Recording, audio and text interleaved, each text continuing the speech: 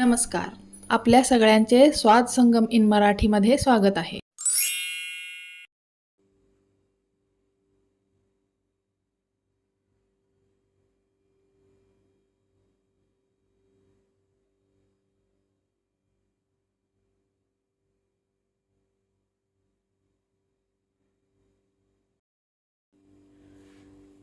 आज आपण बनवणार आहोत पोळ्या, लापशी, खीर.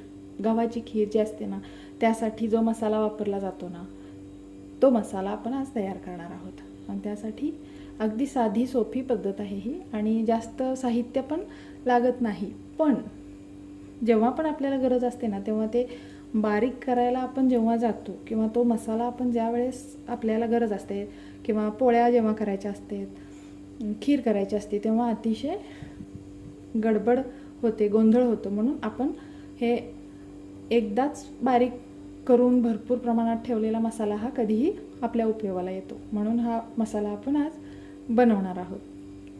चला तर मग बनवूया आपला. आणि आपल्या मसाल्यासाठी लागणारं हे आहे साहित्य. ही बडीशेप आहे, आणि ही आहे सुंठ, ही दालचिनी आहे, आणि हे वेलदोडे आहेत.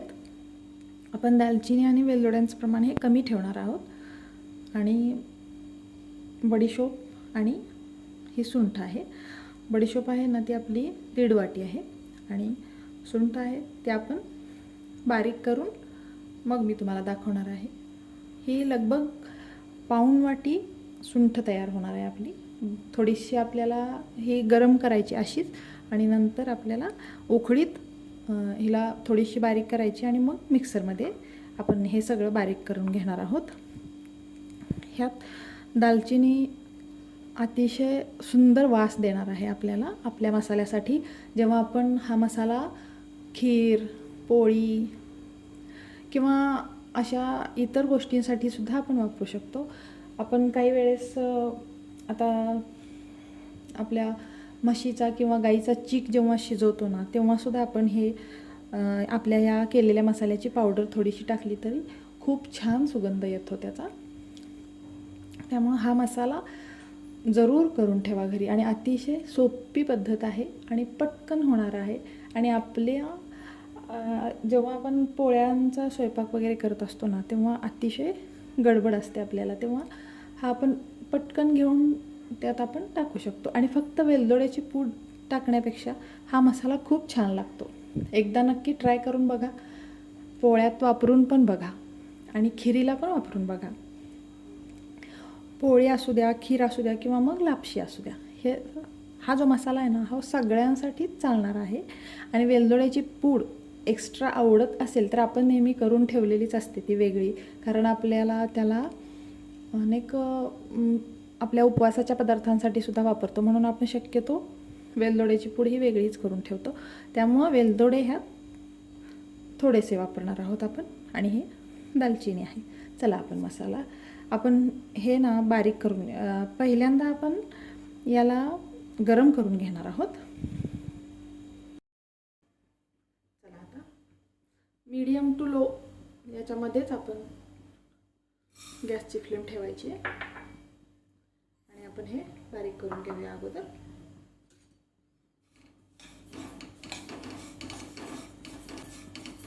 आपण हे गरम करून घेऊया.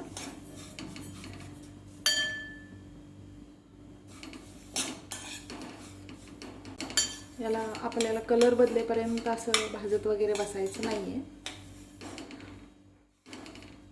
अजून गरम झालेलं नाही आहे बघा.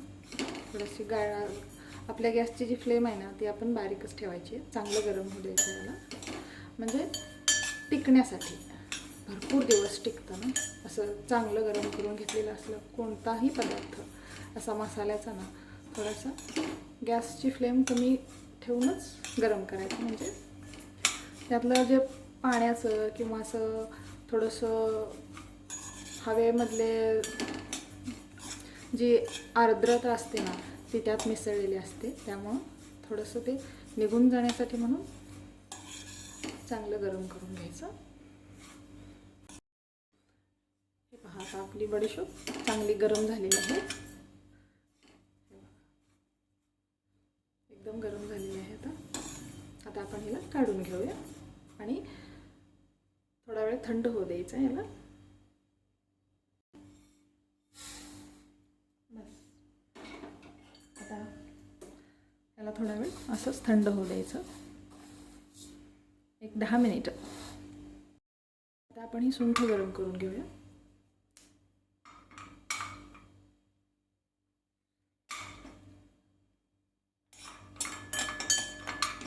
हिला पण जास्त वेळ नाही, एक 2 ते 3 मिनिटच असं गरम होऊ द्यायचं आणि बस करायचं. आपल्याला सुंठ गरम करताना ना थोडासा गॅस वाढवायचा आहे, म्हणजे मीडियमपेक्षाही कमीच ठेवायचा आहे तसा, पण थोडासा वाढवायचा, कारण बडीशोपला खूप स्लो गॅस ठेवून आपल्याला गरम करावी लागणार आहे. आता बघा सुंठ तयार आहे, आपण काढून घेऊया. आता काढून घेऊया.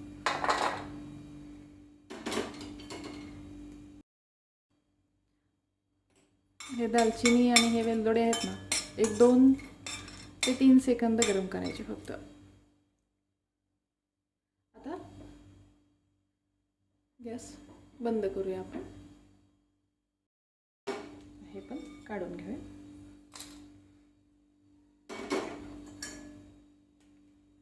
आता ही जी सुंठ आहे ना ती आपण उकळीमध्ये बारीक करूया. हे पहा,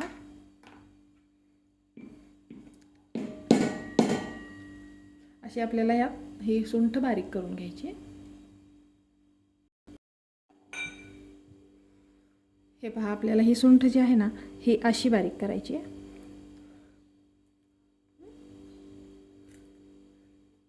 आपण या वाटीमध्ये काढून घेऊया. आपण यात आता दुसरा तुकडा बारीक करूया. हे पहा, ही अशी आपल्याला ही सुंठ बारीक करून घ्यायची आहे.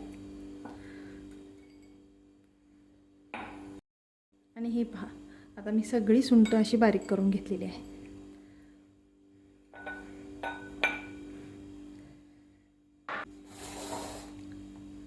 हे बघा, ही पाऊण वाटी आपली सुंठ झालेली आहे. आणि आता ही सगळी सुंठ आपण यात मिक्स करणार आहे. 1.5 वाटी आपली बडीशोप होती आणि हे 2-3 तुकडे आपले दालचिनीचे आणि 5 वेलदोडे, हे सगळं असं मिक्स करून घ्यायचं आहे. आणि आता आणखी एक स्पेशल गोष्ट, म्हणजे एक स्पेशल पदार्थ यात जाणार आहे, तो म्हणजे साखर. आणि आता ही पाववाटी साखर आपण यात टाकणार आहोत बारीक करताना.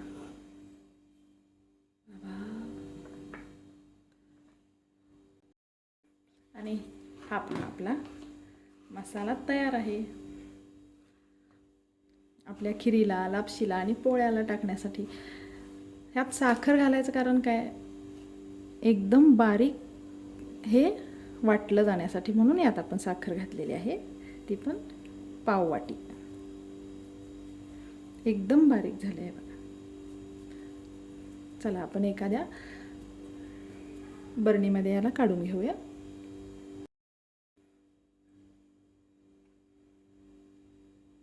आणि हे बारीक करताना जर गरम झालं असेल तर लगेच आपण यात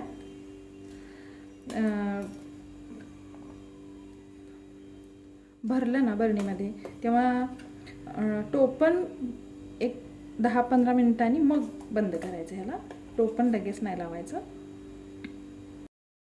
हा बघा, आपला हा मसाला तयार आहे. आणि हा मसाला आपण घरी सगळं गरम करून, म्हणजे बडीशोप, वेलदोडे म्हणा किंवा ते सुंठ म्हणा, सगळं आपण गरम करून हे बारीक केलेलं असतं. त्यामुळं ह्या मसाल्याला 4 महिने, 6 महिने, काय 1 वर्षभर सुद्धा ठेवला ना तरीही काही एक फरक पडत नाही याला, तो आहे असा राहतो.